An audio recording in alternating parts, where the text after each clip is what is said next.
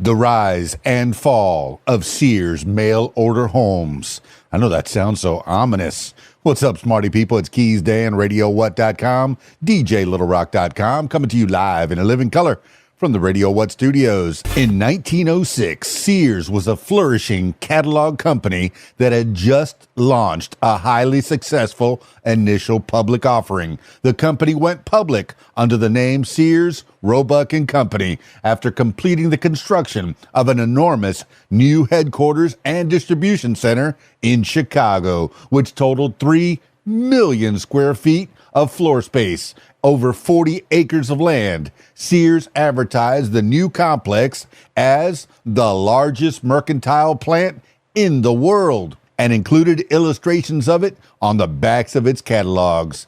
It was a heady time for the company, but not everything was running smoothly. Though Sears was growing, its building supplies department was proving unprofitable, and a decision to close it loomed. Manager Frank W. Cushell was appointed to oversee the liquidation of the department, but he instead developed a way to sustain it. All the supplies needed to construct a home were bundled together with blueprints and shipped directly from the factory. This eliminated the need to warehouse the materials, thus saving costs, while simultaneously creating a bigger ticket product line, the Book of Modern Homes and Building Plans. The first catalog of Sears mail-order houses was sent to prospective customers in 1908. Sears was not the first company to sell kit houses. The Aladdin Company, Montgomery Ward, Lewis Homes, and others were also in the market around the same time,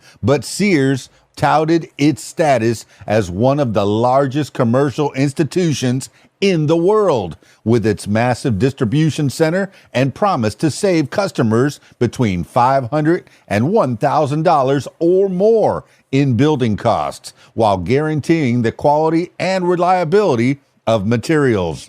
Balloon-style framing design with drywall instead of lathe and plaster reduced the carpenter hours needed to build a house, in turn lowering the total cost for the buyer. In the initial 1908 catalog, 22 home designs were offered, ranging in price from $650 to $2,500, roughly $20,000 to $80,000 today, and in sizes from unassuming to approaching grandeur. Not surprisingly, delivery of materials was a complex operation. The average buyer didn't have the space to store all the building pieces at once, so shipments were phased. The lumber and nails for the frame arrived first, in order to allow the roof and enclosure to be built, thus ensuring adequate shelter for the ensuing materials. When the customer was ready, they sent for the next shipment, which included millwork and inside finish. Hardware, paint, and any additional furnishings were the third and final shipment. The majority of mail-order houses arrived by train. The buyers hauled the materials from the boxcar to their building site, unless they were well-heeled enough to pay for the railroad to truck the supplies from the station. The first orders for homes were placed by customers around late 1908 or early 1909. Sears moved aggressively to improve home offerings and stimulate sales. In 1909, it acquired a lumber mill in Mansfield, Louisiana. The following year, electric lights and gas, high-end amenities at the time, were included in home designs.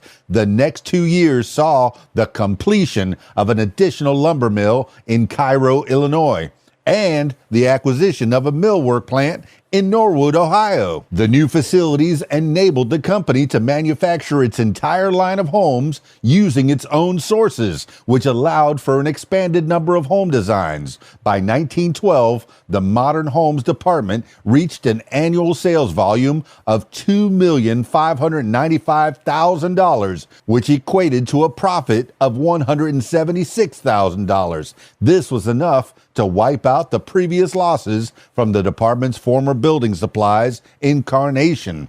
Cushell's plan was a success. Well, how about that? You used to be able to get a home from Sears, Roebuck and Company. Stick around for more. It's KeysDAN, RadioWhat.com, DJLittleRock.com. This is what makes you smarter. Peace. I'm out of here.